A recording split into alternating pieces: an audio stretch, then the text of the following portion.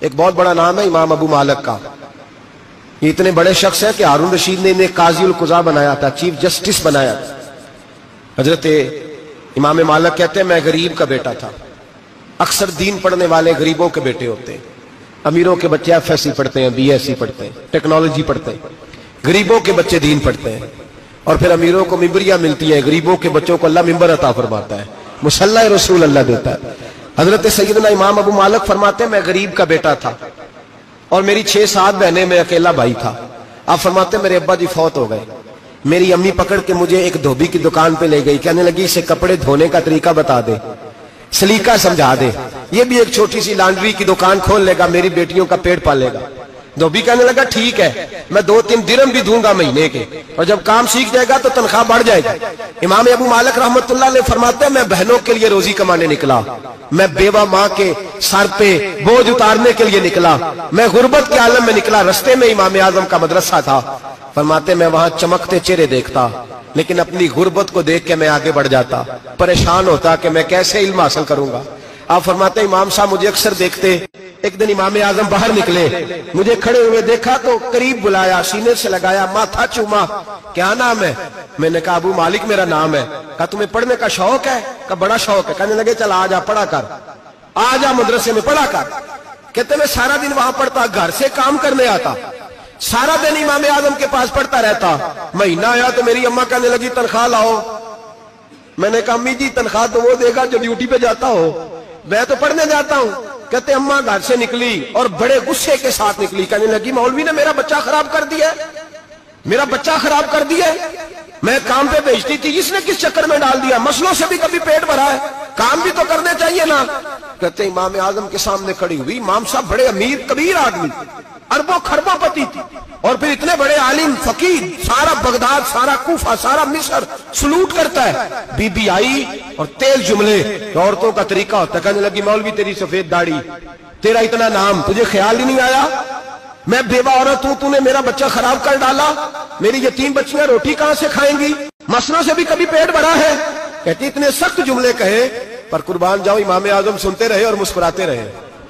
کہنے لگے میری غلطی ہے, میری غلطی ہے, میری غلطی ہے. بی بی بھول گیا تھا, غلطی ہو گئی. بی بی کہتے رہی, امام صاحب سنتے رہے. جب غصہ اتر گیا تو کہنے لگے اماں تیرا غصہ اتر گیا ہے؟ اتر گیا ہے. کہنے لگے تیرا بیٹا بڑا نیک ہے, تیرا بیٹا بڑا لائق ہے, تو اسے پڑھنے دے. کہنے لگے چپ کر بے مولوی, یہ پڑھے گا تو میں روٹی کہاں سے کھاؤں گی. امام صاحب کہنے لگے مجھے بتائے گی تیرے گھر کا خرچہ کتنا ہے. اس نے ایک لفظ تو ہے 3 دینار کا, ایک روایت ایسی بھی لکھی ہے بزرگوں نے, کہنے لگی 40 درہم ہے.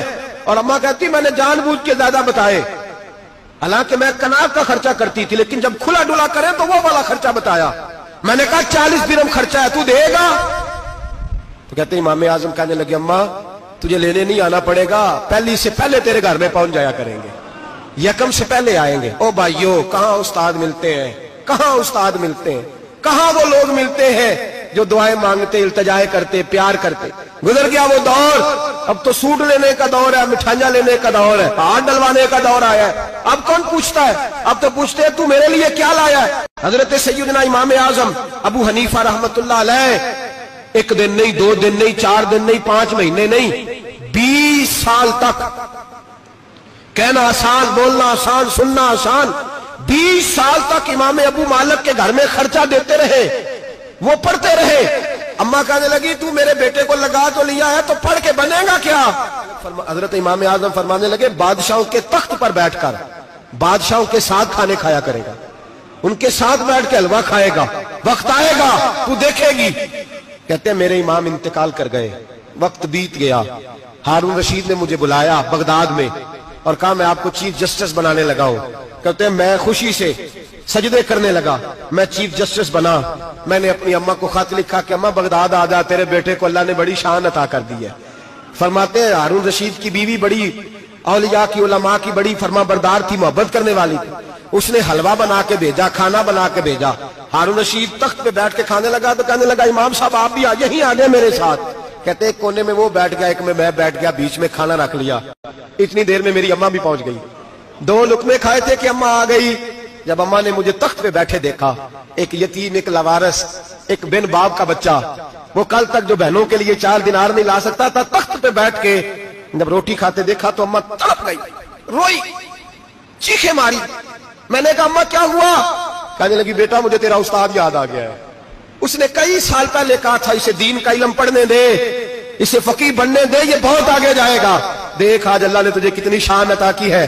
کہا بیٹا یہ کمال تیرا نہیں, یہ امام اعظم ابو حنیفہ کا کمال ہے, یہ ان کا کمال ہے جنہوں نے تمہیں یہاں تک پہنچایا. میرے بھائی اپنی پوری زندگی حضرت امام اعظم ابو حنیفہ نے. آج تو اساتذہ کرام, اساتذہ مجھ سے ٹیچر کہنے لگے حضرت جی دل نہیں لگتا, بے سکونی سی ہے, کچھ بتلائیں.